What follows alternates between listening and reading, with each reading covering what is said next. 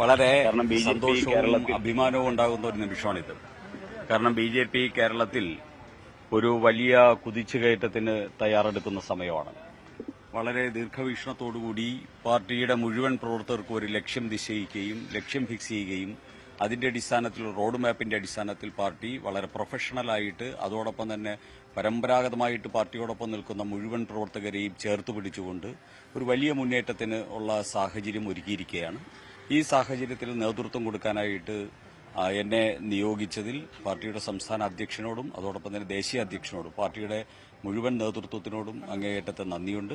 ശ്രീ സുരേഷ്, ഒരു കാര്യം ചോദിച്ചോട്ടെ, ഈ RSS ഒരു പ്രധാന പരിപാടികളിലേക്ക് ഈ വർഷം നീങ്ങുന്നു എന്നത്, അല്ലെങ്കിൽ അതിന്റെ 100ാം വാർഷികത്തിലേക്ക് കടക്കുന്നു, അതുമായി ബന്ധപ്പെട്ട വലിയ തിരക്കിലാണ്. അപ്പോൾ കൂടുതലും ഇനി പ്രചാരകന്മാർ ഉണ്ടാകില്ല ഈ സമയത്ത്. ഇത് വേറൊന്ന്, ഇതിലേറ്റവും പ്രധാനം യുവാക്കൾക്ക് വലിയ ഒരു പ്രാധാന്യം കൊടുക്കുന്ന ഒരു ടീമിനെയാണ് ശ്രീ രാജീവ് ചന്ദ്രശേഖർ അരുൺ, ഞാൻ ചോദിച്ചത് ഇത് RSSന്റെ 100ാം വാർഷികവുമനുബന്ധിച്ച പ്രവർത്തനങ്ങൾ വളരെ സജീവമായി നടക്കുന്നതുകൊണ്ട് തന്നെ RSS ബാക്ക്ഗ്രൗണ്ടുള്ള അല്ലെങ്കിൽ പ്രചാരകന്മാരെ ഇനി BJPയുടെ സംഘടനാ പ്രവർത്തനത്തിന് ഈ വർഷത്തിൽ നിന്ന് പരമാവധി കിട്ടില്ല എന്ന ചില വിവരങ്ങളൊക്കെ പുറത്തു വരുന്നുണ്ട്.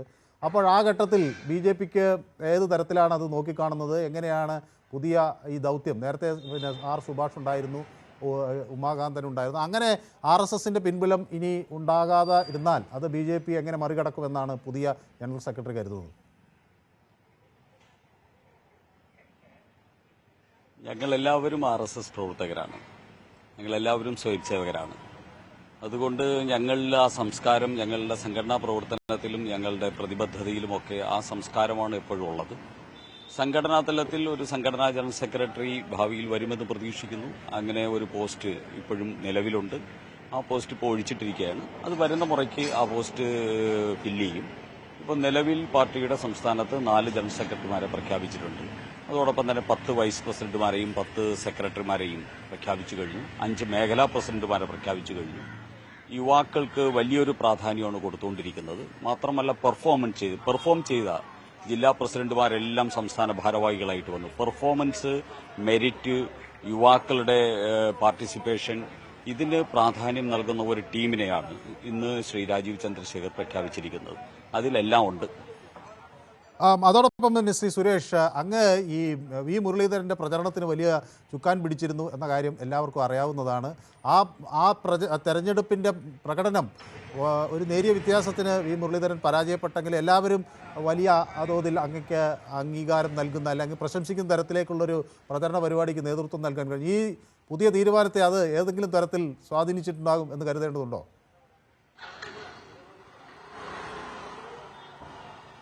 അല്ല, എന്നെ സംബന്ധിച്ചിടത്തോളം ഞാൻ പെർഫോമൻസിൽ വിശ്വസിക്കുന്ന ഒരു പ്രവർത്തകനാണ്. ഞാൻ പാർട്ടിയുടെ ജില്ലാ പ്രസിഡന്റായിട്ട് 7 വർഷക്കാലം ഉണ്ടായിരുന്നു. ആ സമയത്താണ് കേരളത്തിലെ ആദ്യത്തെ MLA നേമത്തുനിന്ന് 2016 ജയിക്കുന്നത്. അത് പ്രവർത്തകരുടെ കൂട്ടായിട്ടുള്ളൊരു പ്രവർത്തനത്തിന്റെ ഫലമാണ്. അതേ സമയത്ത് തന്നെയാണ് 6ൽ നിന്ന് 35ലേക്ക് തിരുവനന്തപുരം കോർപ്പറേഷനിലെ കൌൺസിലർമാർ ജയിച്ചു വരുന്നതും അതേ സമയത്താണ്. അതോടൊപ്പം തന്നെ തിരുവനന്തപുരം പാർലമെന്റിൽ ശ്രീ O രാജഗോപാലിന്റെ 2014 തെരഞ്ഞെടുപ്പിന്റെ ചാർജായിരുന്നു. 2019 ശ്രീ കുമ്മനം രാജേട്ടന്റെ ചാർജായിരുന്നു. അതിനുശേഷം 2024 ശ്രീ വി മുരളീധരന്റെ ചാർജായിരുന്നു. ഈ സമയത്തൊക്കെ കഴിവിന്റെ പരമാവധി പ്രസ്ഥാനത്തിന് വേണ്ടി പ്രവർത്തിക്കുക എന്നുള്ളതാണ് എന്റെ ഒരു നിലപാടായിട്ടും എന്റെ പ്രവർത്തന രീതിയും അതാണ്. അതിന് സ്വാഭാവികമായിട്ടും പ്രവർത്തകരെ എല്ലാവരെയും ചേർത്ത് പിടിച്ചു. ആ ചേർത്ത് പിടിച്ചതിന്റെ ഫലമായിട്ടായിരിക്കാം പരിഗണിച്ചത്. എന്നേക്കാൾ കഴിവുള്ള ആൾക്കാർ ഈ സ്ഥാനത്തേക്ക് വരാൻ യോഗ്യരായിട്ടുള്ള ഒത്തിരി പേരുണ്ട്. അതിൽ ഒരാളായിട്ട് ഞാൻ വന്നത് ഒരു നിമിത്തമായിട്ട് കാണുന്നു.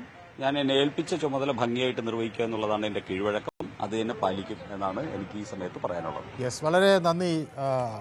അദ്ദേഹത്തിന് മറ്റു ചില പ്രതികളിൽ പോകേണ്ട നമ്മളൊപ്പം മറ്റൊരു ജനറൽ സെക്രട്ടറി അനൂപ് ആന്റണി കൂടി ചേരുകയാണ്. അനൂപ്, അഭിനന്ദനങ്ങൾ.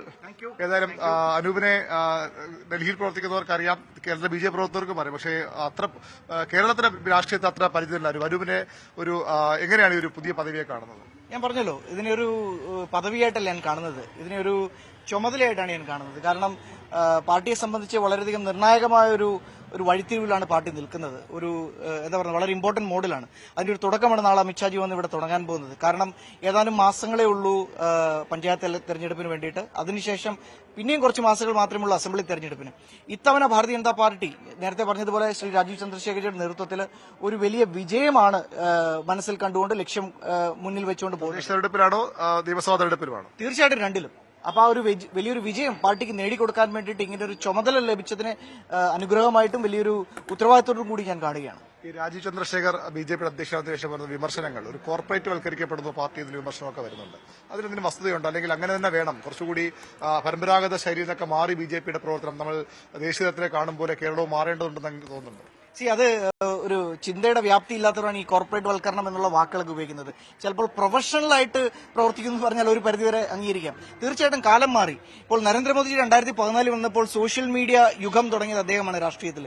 എന്ന് പറയുന്നത് പോലെ ഇങ്ങനെയുള്ള ചിലർ വരുമ്പോൾ കാലം വഴിമാറുമെന്ന് പറയുന്നത് പോലെ കേരളത്തിലെ രാഷ്ട്രീയത്തിൽ ആദ്യമായിട്ട് വികസനത്തിന്റെ കാര്യം പറയാനും പെറ്റി പൊളിറ്റിക്സ് ഒഴിവാക്കാനും പ്രൊഫഷണലിസം കൊണ്ടുവരാനും വേണ്ടിയിട്ട് രാജീവ് ചന്ദ്രശേഖരൻ ആയിട്ടുണ്ട്. അതുകൊണ്ട് തന്നെയും അങ്ങനെ ഒരു ചർച്ചയുണ്ട്. അതിനെ കോർപ്പറേറ്റ് വൽക്കരണം എന്നൊക്കെ പറഞ്ഞ് ഇവിടുത്തെ ഒരു ടിപ്പിക്കൽ ഒരു ഇടതുപക്ഷ ഒരു ചിന്താഗതി കാരണമാണ്, മറ്റൊന്നും കൊണ്ടല്ല. പാർട്ടിക്കുള്ളിൽ തന്നെ അത്ര വിമർശനം വന്നു എന്നാണ് ചോദിച്ചത്.